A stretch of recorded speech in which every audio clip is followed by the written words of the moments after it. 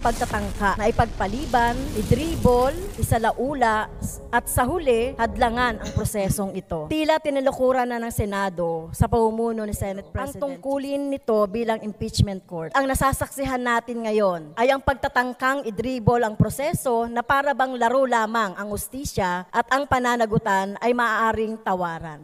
Ang kawalang masahol pa, ang tahasang pagtanggi nitong ituloy ang paglilitis ay isang insulto sa sambayanang Pilipino. Senate President Escudero at lahat ng mga senador na humaharang sa paglilitis na ito ay dapat paalalahanan, hindi sila dapat nilang tandaan na sila ay naglilingkod sa bayan, hindi sa kanilang patron sa politika. Huwag tayong maging kasabwat sa pagguho ng ating demokratikong institusyon at pagpapatuloy ng impunity. Mr. Speaker, I rise on a collective and personal privilege, Mr. Speaker. This privilege, Congresswoman Castro? The impeachment, Mr. Speaker. Yes. The gentlewoman, 10 minutes. Please proceed, ma'am. Thank you. Maraming salamat, Mr. Speaker. Ginoong Speaker, mga iginagalang kong mga kasamahan sa bulwa, tumitindig ako ngayon sa isang personal at kolektibong pribilehyo ukol sa isang usaping napakahalaga sa ating mga demokratikong mga mekanismo ng pananagutan na nakasaad sa ating saligang batas at sa tiwalang ibinigay ng mamamayang Pilipino sa atin bilang mga lingkod. Ang proseso ng impeachment laban kay pangalawang Pangulong Sara Duterte ay umabot na sa isang kritikal na yugto. Ang ilang buwang pagtalakay, tinupad ng kapulungan ng mga kinatawan ang tungkuling itinadhana ng konstitusyon sa pamamagitan ng pagpapadala ng impeachment sa Senado noong 5 ng Pebrero 2025. Hindi ito maliit na bagay, Mr. Speaker. Ito ay unang pagkakataon na panagutin ang isang nakaupong pangalawang Pangulo dahil sa malinaw at labis na pang-aabuso sa paggamit yaman, tinatawag nating confidential funds. Ang mga pondong ito, Ginoong Speaker, ay mula sa pawis at hirap ng ating mga mamayan na dapat sana'y ginamit para sa serbisyong publiko. Ang korupsyon at kalokohang naglustay sa mga pondong ito ay hindi dapat gamit ang lihim, dilim at kasinungalingan. Malinaw ang utos ng saligang batas. Ang paglilitis ng Senado official ay dapat agad na isinagawa. Trial by the Senate shall forthwith proceed sa oras na ipinadala ang articles at sinang-ayunan ng hindi bababasa 1/4 ng mga miyembro ng kapulungang ito.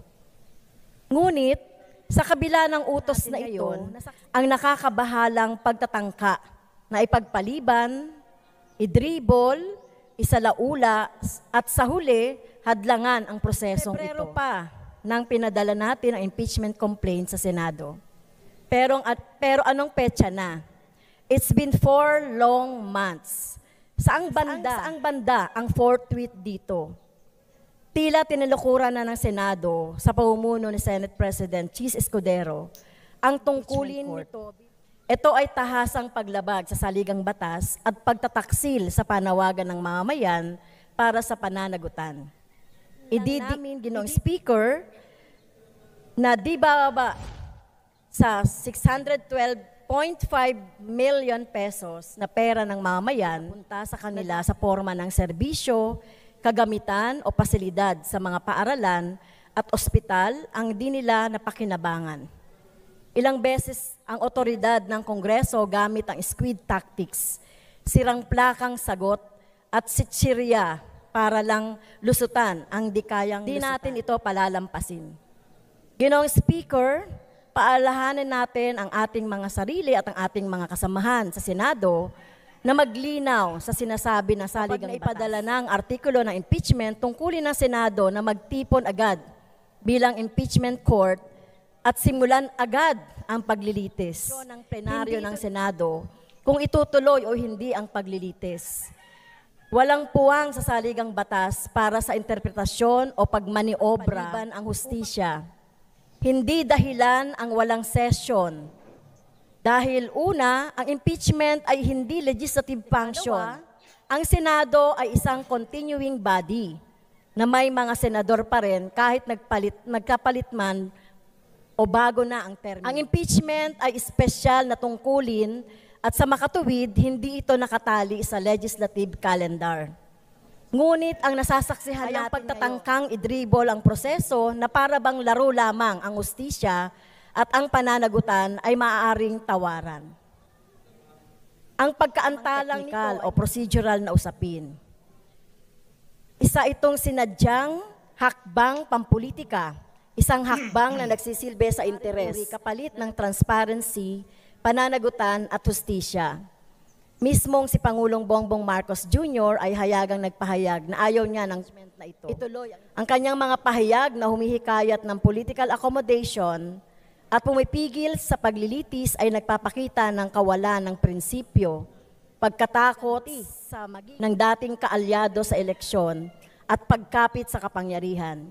Hindi maitatagong inuuna ng administrasyong ito ang sariling kapakanan kaysa sa interes ng publiko. Malinaw tayo. Ang usapin ng impeachment ay hindi lang tungkol sa pangalawang Pangulo. Ito ay tungkol sa kung papayagan ba natin bilang mga na magpatuloy ang impunity sa ating pamahalaan.